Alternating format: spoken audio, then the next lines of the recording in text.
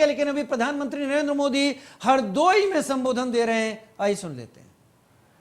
और मुझे पता है इस बार हरदोई के लोगों ने, यूपी के लोगों ने दो बार रंगों वाली होली खेलने की तैयारी कर ली है।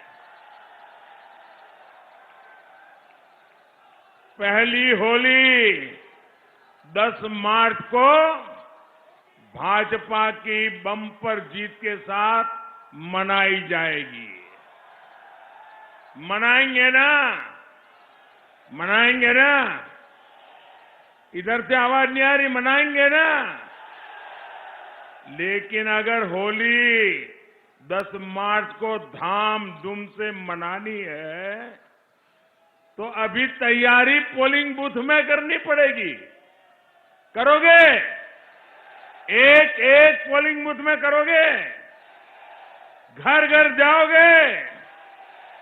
देखिए, आप लोगों पर मेरा कोई हक है, मैं बता सकता हूं ना आपको, मैं काम बता सकता हूं ना, क्योंकि आपने शायद ही कोई ऐसा चुना होगा कि मुझे न बुलाया हो और मैं आया न हूं।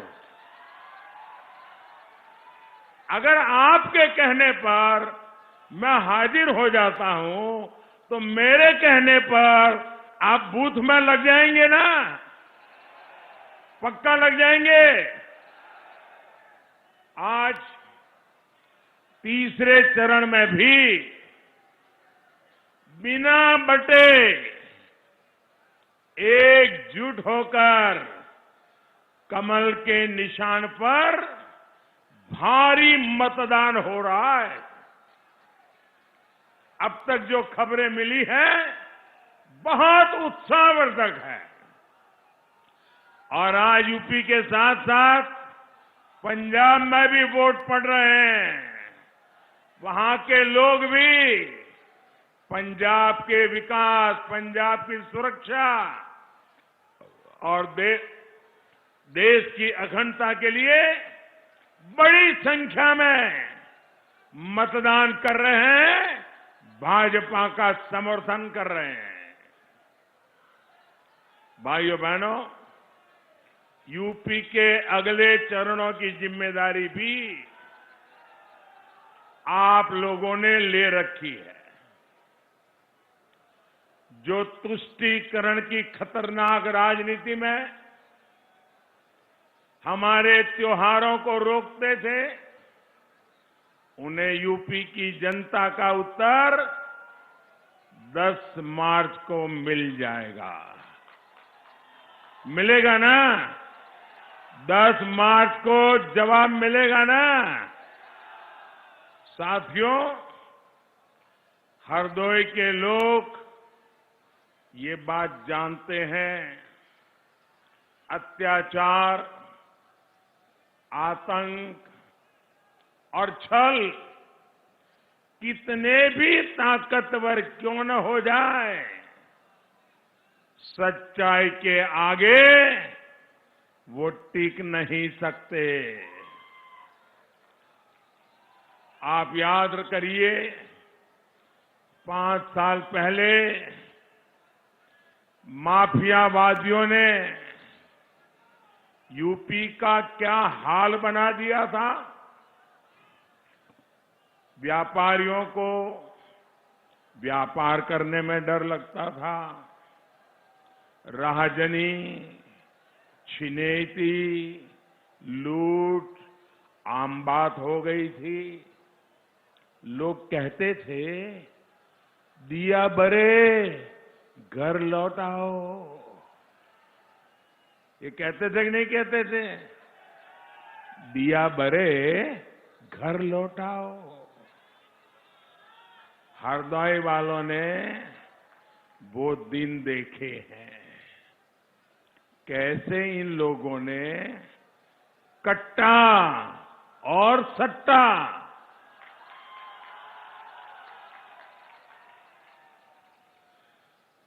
ये कट्टा और सट्टा वालों को खुली छूट दे रखी थी।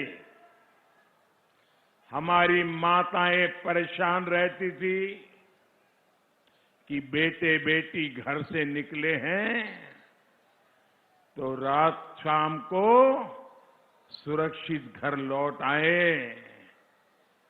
कोई दुर्घटना उनके साथ न हो जाए।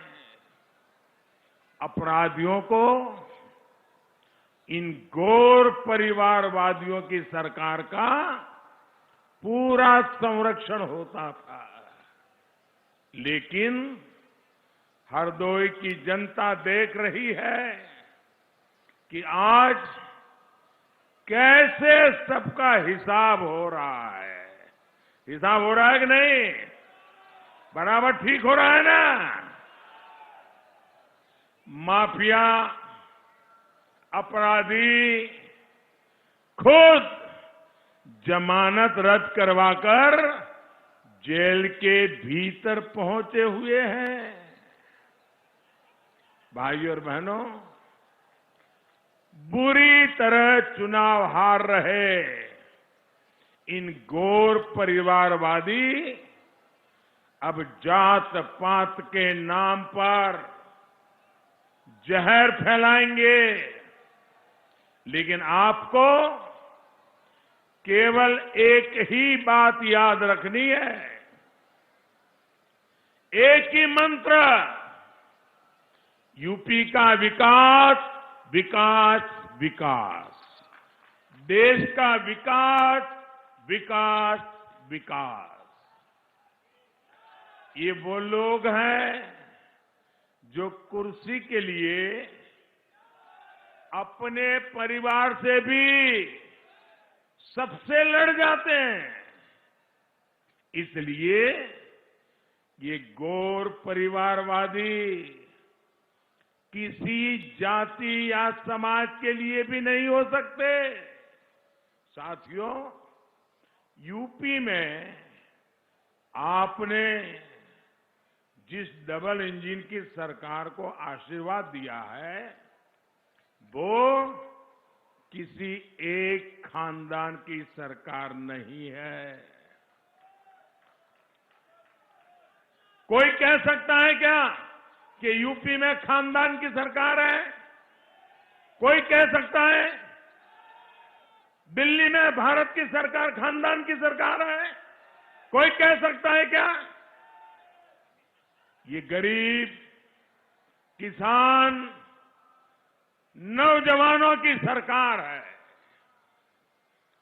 हमने 5 साल आपके लिए जी तोड़ मेहनत की है। लेकिन मुझे इस बात का अफसोस है कि 2014 से लेकर 2017 के बीच यूपी में इन परिवारवादियों ने एक भी काम में मेरा साथ नहीं दिया। भाइयों, मुझे बताइए, यूपी का मैं सांसद हूं, यूपी के लोगों की मदद से मैं प्रधानमंत्री बन गया और मैं यूपी के लिए कोई काम करूं और लखनऊ में इनकी सरकार बैठी थी, 17 तक मुझे कोई काम नहीं करने दिया। भाइयों बहनों, ऐसे लोगों को फिर से अगर लाओगे तो मुझे काम करने देंगे क्या? जरा पूरी ताकत से बताओ ना, मुझे काम करने देंगे क्या? आपका भला करने देंगे क्या? माताओं बहनों की सेवा करने देंगे क्या? नौजवानों के लिए काम करने देंगे क्या? तो ऐसे लोगों को आने देना है क्या? आने देना है क्या? पक्का? इन लोगों ने ठान लिया था कि यूपी में विकास का कोई काम केंद्र सरकार को करने ही नहीं देंगे। अरे इतने शर्माते थे, इतने शर्माते थे, शायद भीतर से इतने कांपते थे कि मैं यहां आता था, कार्यक्रम करता था वो मेरे साथ मंच पे ले आते थे, एयरपोर्ट से ही भाग जाते थे। उनको डर लगता था कि कहीं कुछ पूछ लेंगे और मैं कुछ जवाब नहीं दे पाऊंगा तो क्या होगा। साथियों, यूपी में गरीब के लिए काम तब शुरू हुआ जब 2017 में आपने यहां डबल इंजन की सरकार बनाई। इन 5 सालों में हमने हरदोई के करीब 70,000 गरीब परिवारों को प्रधानमंत्री आवास दिए। यह आंकड़ा याद रहेगा आपको? आंकड़ा आपको याद रहेगा? मैं आप लोगों से बात कर रहा हूं भाई, यह आंकड़ा आपको याद रहेगा? हरदोई में हमने आकर के योगी जी की सरकार बनने के बाद 70,000 गरीब परिवारों को प्रधानमंत्री आवास दिए। लेकिन इसके समय में हरदोई में प्रधानमंत्री आवास योजना के तहत शायद मुश्किल से आप उंगली से गिन सको इतने घर भी नहीं बनाए थे। क्या एक गरीब का भला हुआ था? क्या हमने गरीब का भला किया कि नहीं किया? गरीब को पक्का घर मिला मतलब नई जिंदगी मिली कि ना मिली? इनके समय में शौचालय बने, गरीब के लिए शौचालय बने। कितने बने? 34,000। आंकड़ा याद रखोगे? आप आंकड़ा याद रखोगे? कितने शौचालय बने? 34,000। योगी जी के आने के बाद कितने शौचालय बने? उनके जमाने में 34,000, योगी जी के जमाने में 5 लाख। कहां 34,000 और कहां 5 लाख? ये पैसा कहां जाता था भाई? ये योगी जी के पैसे गरीब के घर तक पहुंचते थे, शौचालय बनता था, हिसाब लिया जाता था और उनके उस समय की समाजवादी पार्टी की सरकार ने जांच एजेंसियों को सहयोग नहीं किया था, आतंकवादियों को बचाने का प्रयास किया था और आतंकवादी के बाप को, उसके अब्बाजान को तो समाजवादी पार्टी का प्रचारक बनाया था। क्या इसके लिए माफी मांगेंगे प्रदेश की जनता से और देश की जनता से? क्योंकि गुजरात में भी काफी लोग मारे गए थे, 56 लोगों की मौत हुई थी। ये आतंकवाद के प्रति अपनी संवेदना व्यक्त करते हैं। लेकिन भाइयों बहनों, जब 2017 में हमारी सरकार आई तो हमने पहला निर्णय लिया था अन्नदाता किसानों के कर्ज माफी का। प्रदेश के अंदर 86 लाख किसानों का 36,000 करोड़ रुपए का कर्ज माफ हुआ था और अकेले लखीमपुर जिले में 1,45,000 किसानों का कर्ज माफ हुआ था।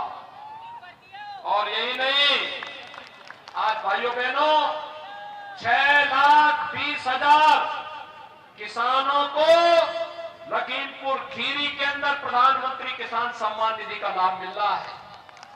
6,20,000 किसानों को हर साल 6,000 रुपए सालाना। समाजवादी पार्टी वृद्धजनों की, विधवा महिलाओं की और दिव्यांगजनों की पेंशन को भी हड़प दिया था इन लोगों ने, बंद कर दिया था इन्होंने। लेकिन भाइयों बहनों, हमारी सरकार ने उसे बहाल किया। आज प्रदेश के 1 करोड़ दिव्यांगजन, विधवा महिला और वृद्धजनों को 12,000 रुपए सालाना पेंशन देने का कार्य भारतीय जनता पार्टी की डबल इंजन की सरकार कर रही है। हमारी संवेदना तो विकास के लिए है, हमारी संवेदना गांव के लिए है, गरीब के लिए है, किसान के लिए है। नौजवान के लिए है, समाज के प्रत्येक तबके के लिए है और सबका साथ और सबके विकास के भाव के साथ हम कार्य कर रहे हैं। आपको कोरोना कालखंड में 2 बार राशन मिल रहा होगा ना?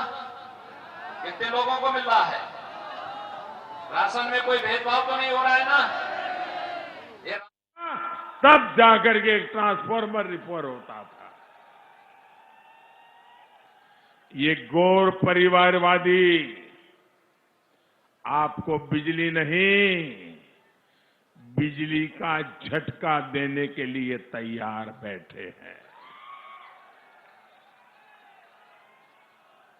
जिनके काले कारनामे ही अंधेरे में फलते फूलते हो, वो परिवारवादी कभी भी प्रदेश को उजाला नहीं दे सकते। साथियों, माफियावादियों की सरकार में एक बड़ा गोरख धंधा जमीन पर अवैध कब्जों का भी चलता था। इनके नेताओं के गुर्गे किसी की भी जमीन पर अपना कब्जा समझने लगते थे, लेकिन डबल इंजन की सरकार ने इनके इस धंधे का शटर भी गिरा दिया। स्वामित्व योजना के तहत हम गांव में ड्रोन के जरिए जमीनों का लेखा जोखा तैयार करवा रहे हैं। आसमान से जमीन की नपाई हो रही है और जमीन के मालिक को मालिकाना दिया जा रहा है, प्रॉपर्टी कार्ड दिए जा रहे हैं, यानी दबंगई और कब्जे का खेल खत्म।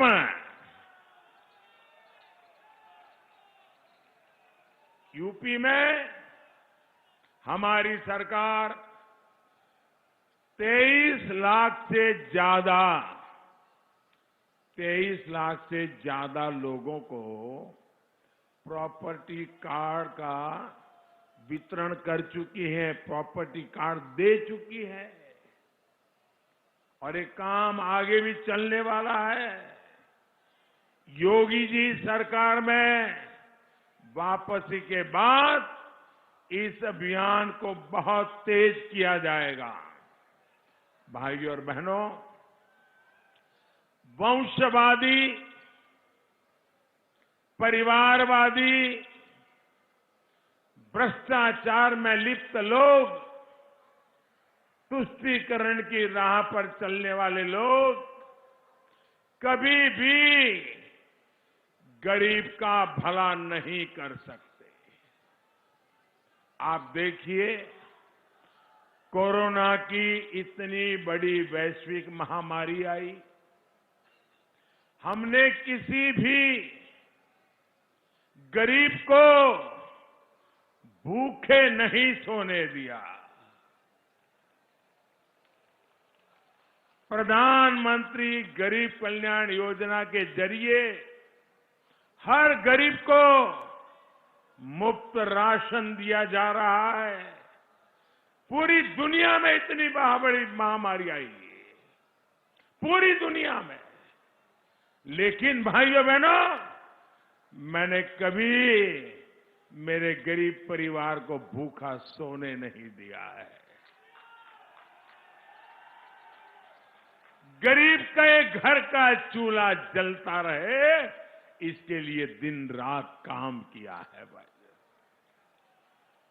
भाइयों बहनों, ये बातें टीवी में आती हो या ना आती हो, अखबार में छपती हो या न छपती हो, लेकिन जब सच्चे मन से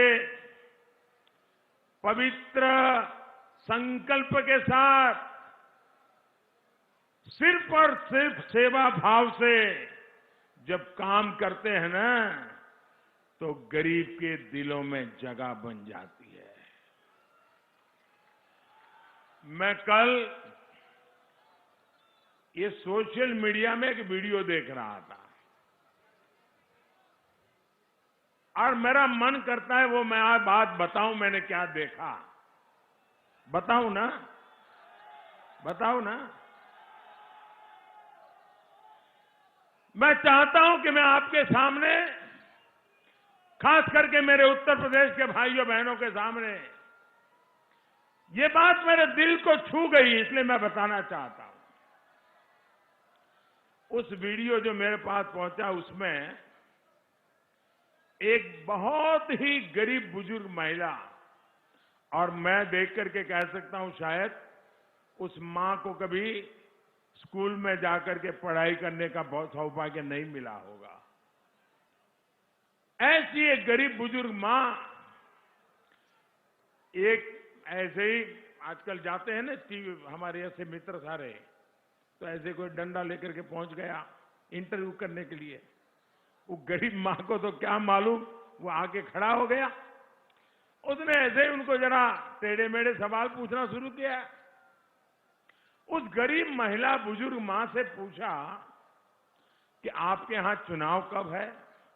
और मजा ये है उस मां ने सही तारीख बताई कि फलानी तारीख को हमारे यहां चुनाव है। लेकिन उसके साथ साथ ये भी कह दिया मां ने, ताकि वो आकर के सर खाए नहीं, नया सवाल पूछे नहीं। उन्होंने कहा चुनाव है फलानी तारीख को और हमने नमक खाया है, हम धोखा नहीं देंगे। एक गरीब बुजुर्ग अनपढ़ मां उस बुजुर्ग महिला से फिर पूछा किसका नमक खाया है, किसे धोखा नहीं देगी? तो उस मां ने कहा मोदी का नमक खाया है। वो बुजुर्ग महिला के साथ उनके बुजुर्ग पति भी बैठे थे, उन्होंने भी उस मां ने जो कहा उनके पतिदेव ने भी उसको समर्थन दिया, हां में हां मिलाई। फिर उस बुजुर्ग महिला से पूछा गया कि मोदी ने ऐसा क्या किया है? साथियों, इस गरीब बुजुर्ग मां ने उत्तर दिया, ये उत्तर मैं कभी भूल नहीं सकता। उस मां ने कहा मोदी राशन दो हमें। फिर दोबारा कहा मां ने मोदी राशन दो हमें। भाई और बहनों, फिर बाद में उस महिला ने बताया, उस मां ने बताया कि कितना राशन उनके परिवार को मुफ्त मिल रहा है। ये मेरा सौभाग्य है कि वो बूढ़ी मां जो कभी मुझे मिली नहीं है, वो मां इतना मुझे आशीर्वाद दे रही है। जब इतनी माताएं बहतें मुझे आशीर्वाद दे रही हो तो भाइयों बहनों, मुझे काम करने का हौसला बढ़ेगा कि नहीं बढ़ेगा? मैं ज्यादा से ज्यादा काम करूंगा कि नहीं करूंगा? हर नागरिक के लिए करूंगा कि नहीं करूंगा? माताओं बहनों के लिए करूंगा कि नहीं करूंगा? नौजवान के लिए करूंगा कि नहीं करूंगा? आप जब इतने आशीर्वाद देते हो तो ये जिंदगी किस काम की मेरे भाइयों बहनों, ये आपके लिए है।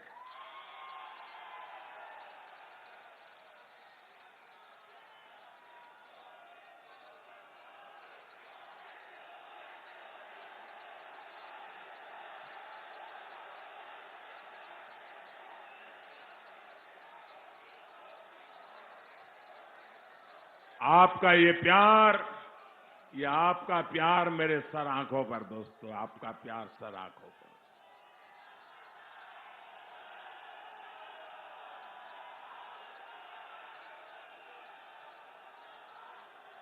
दिल्ली के सत्ता के जिन गलियारों में ज्यादातर समय अमीरों और परिवारवादियों का कब्जा रहा, वहां आज आप सबने एक गरीब मां के बेटे को आपकी सेवा के लिए बिठाया है।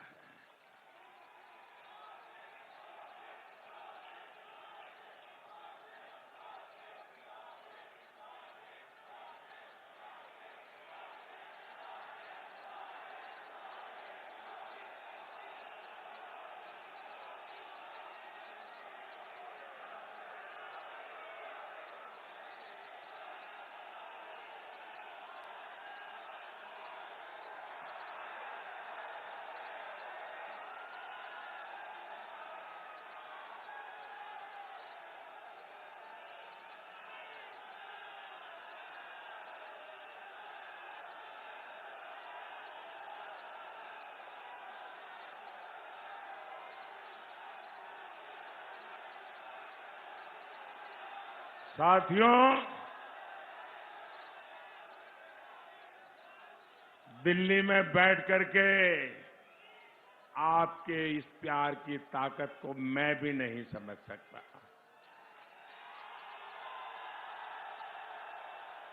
इतना प्यार, इतना प्यार। शायद दोस्तों आज के युग में इतने टीवी मीडिया का जमाना हो, भांति भांति की बातें चलती हो, उसके बाद भी जनता जनार्दन जब इतना आशीर्वाद देती है तो भगवान के आशीर्वाद के बराबर होता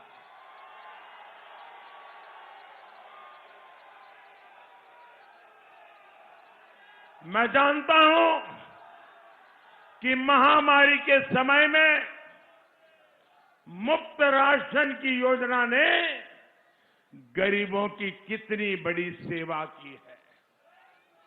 यूपी के गांव में इस तरह की चर्चा के मुझे कई संदेश मिले हैं, जहां लोग यही कह रहे हैं कि हमने मोदी